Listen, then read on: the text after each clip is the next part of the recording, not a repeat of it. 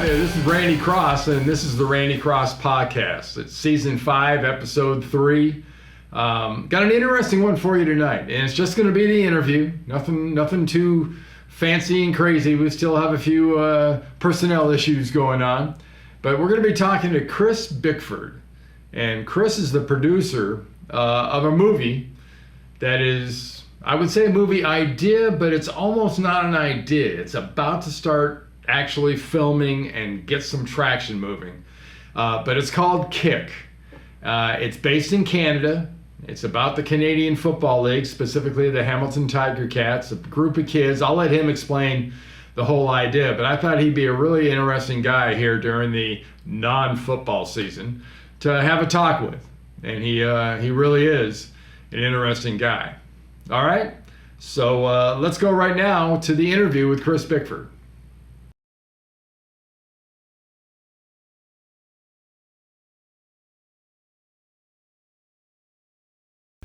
So as promised, joining me right now is producer of the movie Kick, Chris Bickford. Chris, welcome.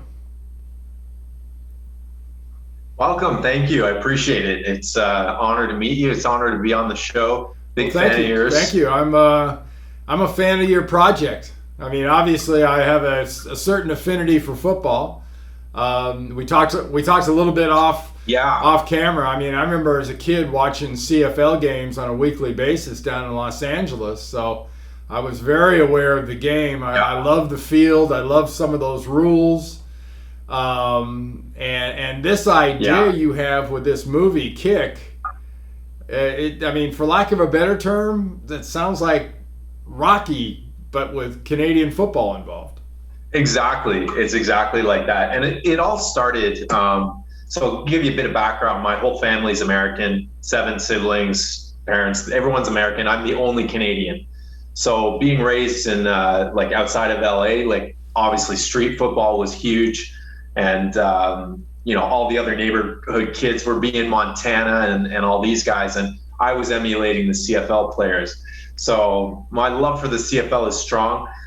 During the pandemic, the league has lost between $60 and $80 million, which is an astronomical figure for a smaller league. So, as you know, they're looking for any life raft, any life preserver. So they're talking to Dwayne "The Rock" Johnson, possible partnership with the XFL, whether it be a merger or a north-south kind of arrangement is yet to be seen. But, there's something in the works there.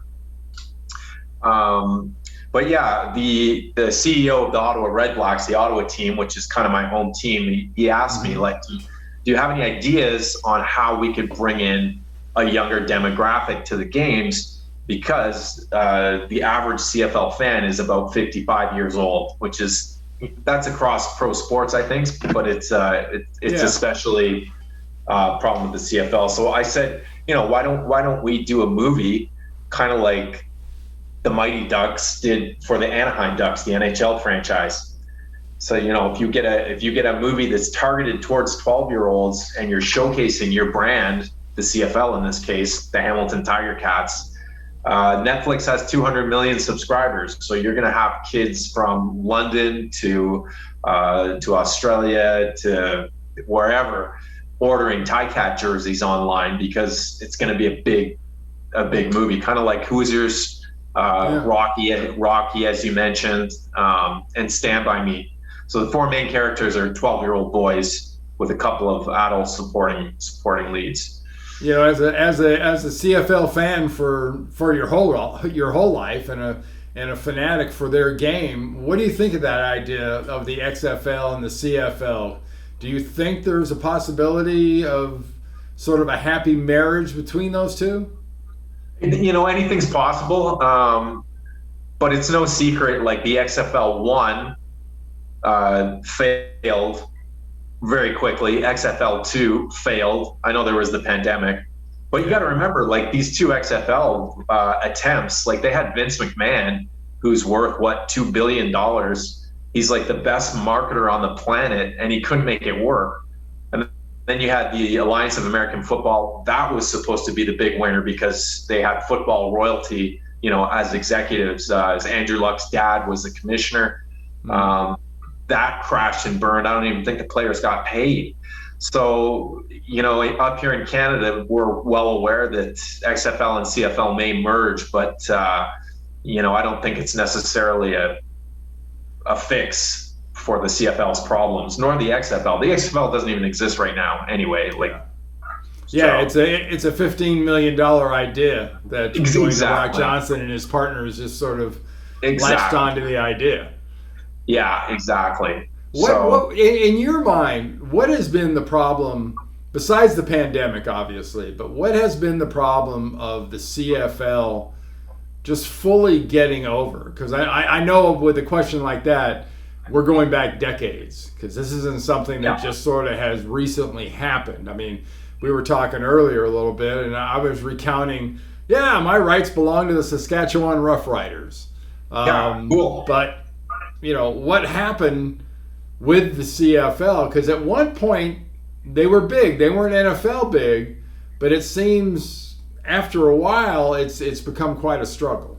Oh, man. I have my opinions on that. I think, I wrote a proposal, I think I sent it down. I don't know if you had a chance to read it. I sent it today.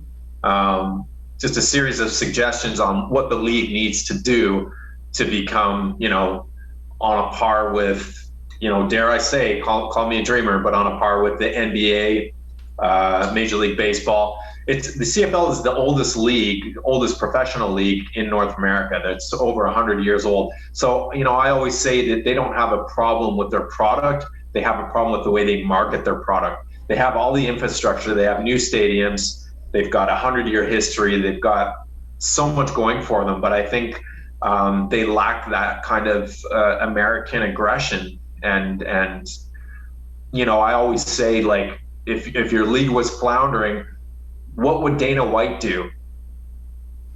Dana White, he would make stuff happen. He would make things happen. So, I'm talking to the CFL now, to individual teams and to head office about this movie, and they're very, it's frustrating. I'm not knocking them, but they're kind of lackadaisical, it seems, or a little bit passive. Yeah. So we'll see what happens. Yeah, I mean, it's obviously marketing. It doesn't matter what you're talking about, whether it's your movie, whether it's a sport. I mean, people forget. In your presentation, you notice or you note a couple of times NBA, Major League Baseball, some of those other sports, including the NHL. Those sports were having some pretty serious issues in the not too distant past. And they've solved those issues through really targeted marketing. Exactly.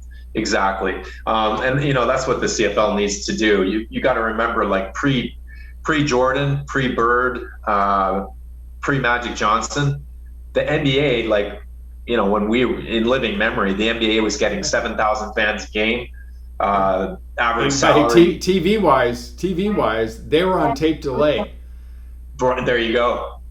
There you go. I mean, yeah, and for live audiences, they were being outdrawn by tractor pulls and big trucks, monster trucks. Like they were, but the point is they had the product in place. They just weren't marketing it correctly. So they got some stars, they got some TV deals, and things happened. And now each NBA franchise is worth $2.2 billion. So it's like, I tell the CFL, you've just got to get a little more aggressive. I'll say this really quick. I don't want to monopolize the conversation, but I get excited about it. The main reason why CFL attendance is low in big cities like Toronto, Vancouver, Montreal, the main reason is because everybody perceives the CFL as high school level or as D2 level, but it's not really the case. There's probably a couple of dozen players that go back and forth in any given year between the NFL and CFL. The talent level, I know the NFL is, arguably better, but the talent level is comparable. Players can switch between the two leagues. So I just told the CFL, they got to market better. I came up with an idea of a billboard on the Toronto freeway, having an NFL player and his 40 time versus a CFL player and his 40 time. there's a lot of CFL guys are clocked as being faster. So use those attributes to sell the league to people instead of saying, yeah, we suck, we're not very good. But it's true, because Toronto gets like, the Argonauts, they get like 10,000 a game right now in a city of 6 million people. Like and they're downtown. It's crazy. Yeah, that is nuts. Hey, well, so we're into this, 10 minutes or so, and it's on me. It's my fault, but I've got to ask you, tell us the story about Kick. What is Kick? What's the story behind the movie Kick? What if I was going to watch it tonight, what is it about? Well, it's about 4 boys that everybody can relate to. It's the summer while they're between turning 12 and 13. All of us can relate to that. Our best buddies when we're 12 years old, just about to enter junior high school. These kids are from the wrong side of the tracks. They live in Steel City, Hamilton, which is like the Pittsburgh of the North. They don't really have a lot of hope in life. One of them has severe scoliosis, and the other one doesn't have parental supervision. They're tough, rough kids. So they always kind of lose in life. And the team that they love, the CFL's Hamilton Tiger Cats, they always lose as well. But about midway through the movie, both the kids and the Hamilton Tiger Cats start to win games. So as the Ticats start winning games, the kids start and it leads to a really fantastic finish. So, the CFL was saying, who the hell in Japan is going to relate to a CFL movie, or in Indiana for that matter? But the story is more about the 4 boys. The CFL is a backdrop. The Hamilton Tiger Cats is a backdrop. But everybody can relate to being 12 and turning 13. A lot of stuff is going on at that time, especially if you're in dysfunctional families. Yeah. So, yeah. Where did this idea come from? Was it something kind of born between your ears, or like I said, I had a meeting with CFL executives, and they said, like, what can we do to bring in a young audience? And it just kind of hit me, like the Anaheim Ducks of the NHL. They made the Mighty Ducks, and all those kids who loved the Mighty Ducks grew up to become season ticket holders, executives, lawyers, people who were supporting the team. So if you can grab that younger audience and make them loyal to the brand, I hate to talk in those terms, but it's kind of a no-brainer. So that's kind of how it happened. So what really made you do this? There was obviously, we're all from the altruistic side, we like the great stories and everything else, but it seems to make sense that there's also, in this business, if it hits right, a pretty decent amount of money to be made. Yeah, well, I'll give you an example. The movie Get Out, which was made in 2017, they had the same budget as ours, essentially. They didn't have any stars in their movie. The movie's on Netflix, by the way, if you haven't seen it. So it was made for $5 million, and they've grossed $255 million. So that's kind of the exciting thing. Like if you have a smaller budget film that has a great script and a great concept, if it has pop, like the chances of you losing money are pretty slim. Movies will lose money if their budget is like, $100 million, $200 million, or $50, $70 million. Then the risk is much greater, right? But with a small picture, great script, great acting, like something that really pops, you're gonna make money unless somebody on the team is completely incompetent. Like it's almost impossible not to. Yeah, well, you shouldn't have the same problems that John Carter did. That was refresh my memory. Oh, that was about $250 million, $300 million movie that made, I think, about 100. Oh yeah, exactly. Waterworld. Well, it was in Waterworld as well with Kevin Costner. Exactly. Yeah. And how'd you get in this business, Chris? I was kind of one of those kids from Hamilton, like quote unquote. I was like, I was single parent home. My mom passed away when I was 3.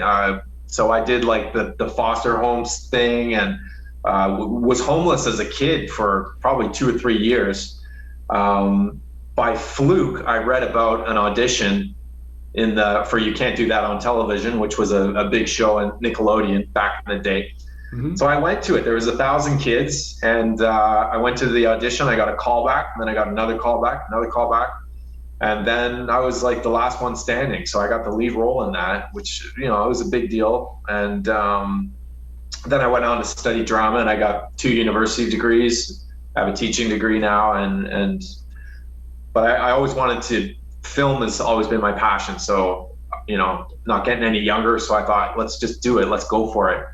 So it took me a year to get my business partner, Russ DeJong. It took me a year to get him to read my script.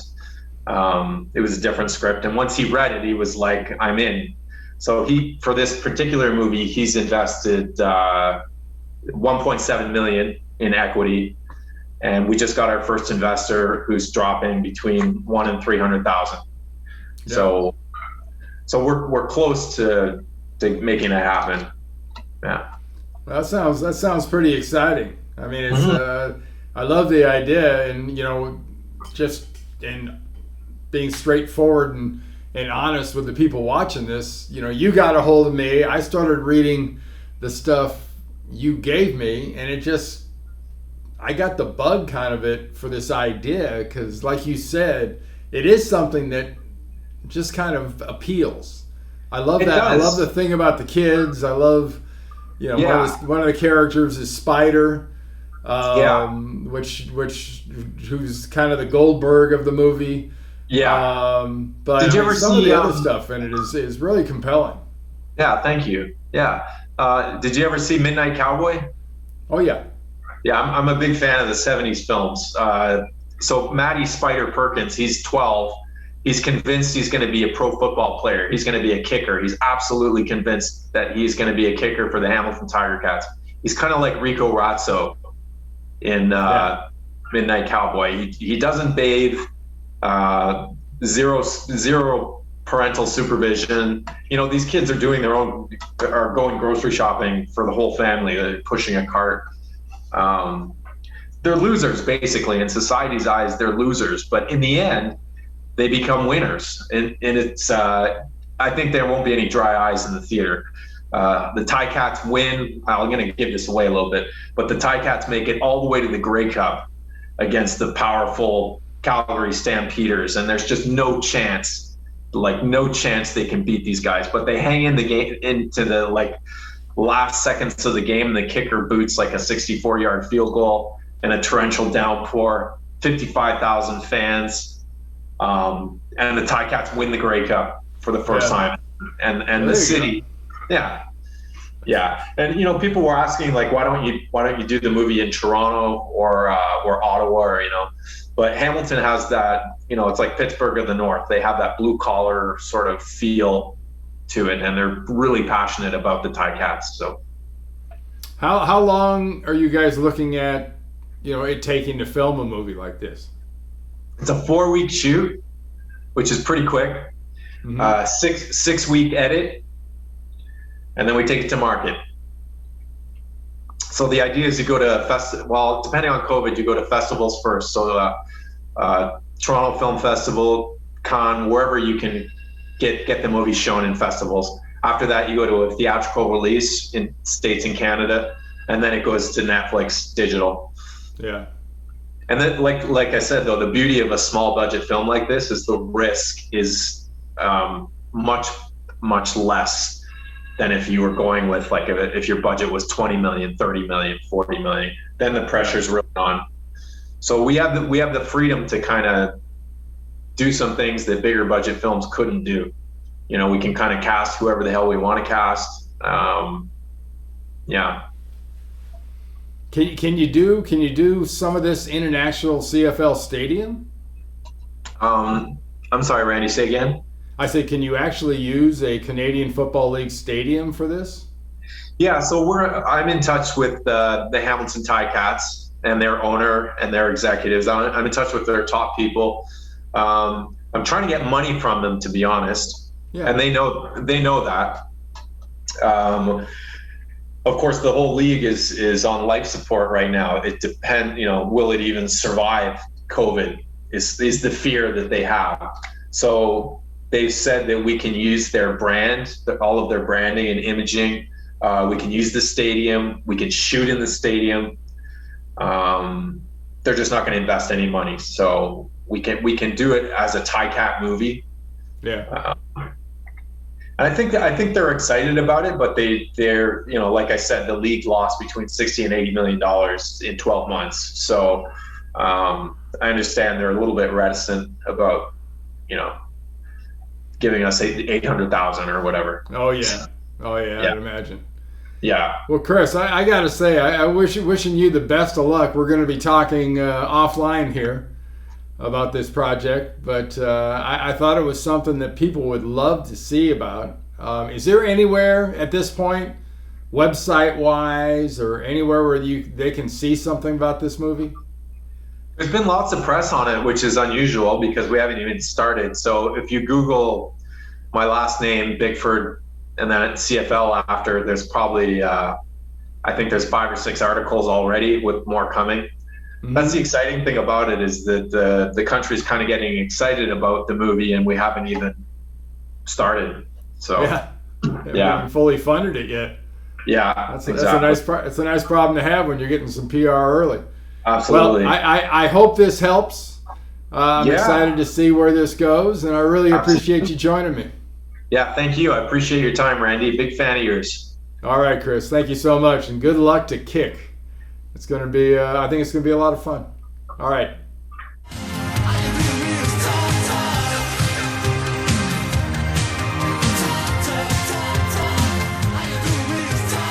Hey, I hope you enjoyed that. Chris is a very enthusiastic guy. I think he's got a wonderful idea. Like he suggested, look him up. Look up the idea. Look up the CFL and Kick and all that stuff about the movie, and it's for real. And I happen to just be of the opinion of something that I think it could be something kind of special. So check that out. All right?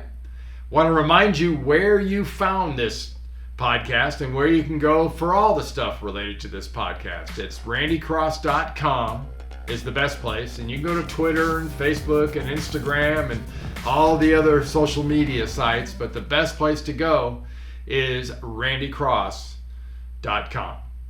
So before we go, we're going to leave you with something we usually leave you with here at the Randy Cross Podcast, and that's a case of the Happy Trails. Here you go.